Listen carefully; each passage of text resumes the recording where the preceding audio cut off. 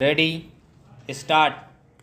The project was commenced in November 2019 and bookings were started. Total 186 units were sold.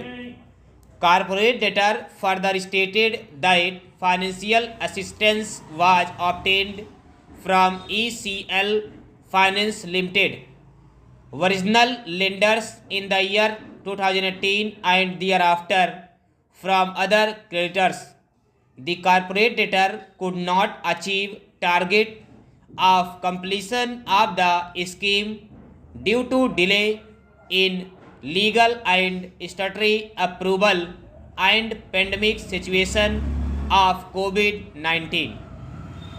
It is further stated that the corporate debtor obtained financial assistance from Messrs. Axis RERA Opportunity Fund amounting to rupees 65 crore for refinancial existing secured financial creditors. It is further stated that the said creditor had disturbed the amount of rupees 65 crore, out of which rupees 55 crore outstanding against the principal amount of the loan credit facilities. The corporate debtor further submitted that before issuance of recall notice, original lender assigned debt, security, etc. to the applicant. It is further stated that on 31/5/2022, applicant issued recall notice demanding rupees 53,031,8487 and thereafter notice under Surface Act dated 21/7/2022 was issued demanding rupees 57,24,96,064.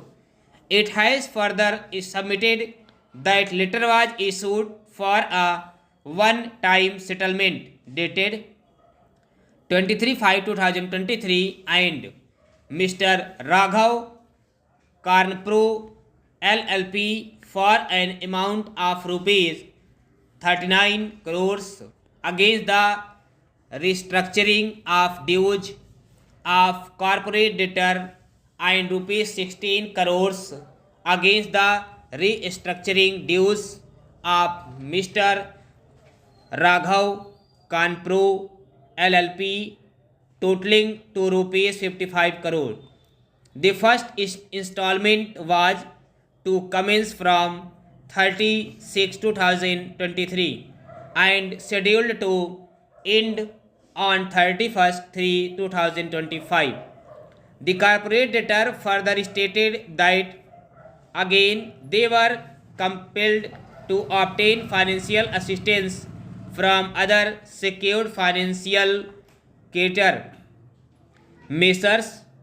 Swami Investment Fund First, for rupees 60 crores by way of subscription to non-convertible debentures for executing the project. The said creditor has disbursed rupees 52 crores, out of which rupees 52 crores are outstanding against the principal amount of the loan.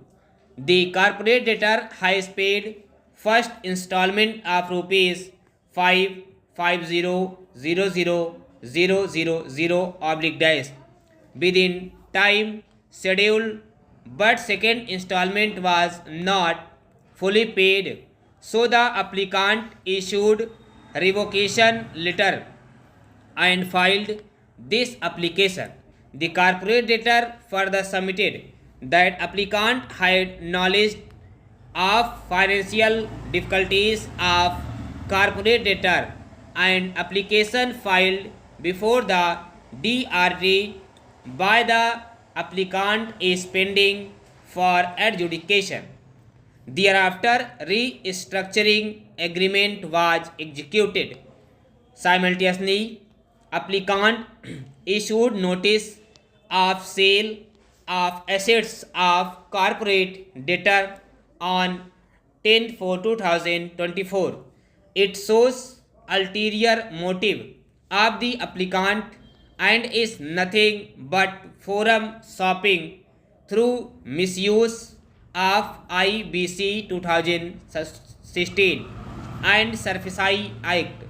It is further submitted that applicant has not fulfilled its obligation to issue provisional NOC for monetizing secured assets.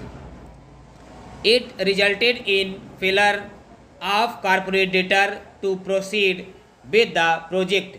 It is submitted that corporate debtor should not be punished or admitted into CIRP on account of wrongdoings of the applicant, and this application is filed with malicious intent to recover the debt and attract the provisions of Section 65 of IBC 2016.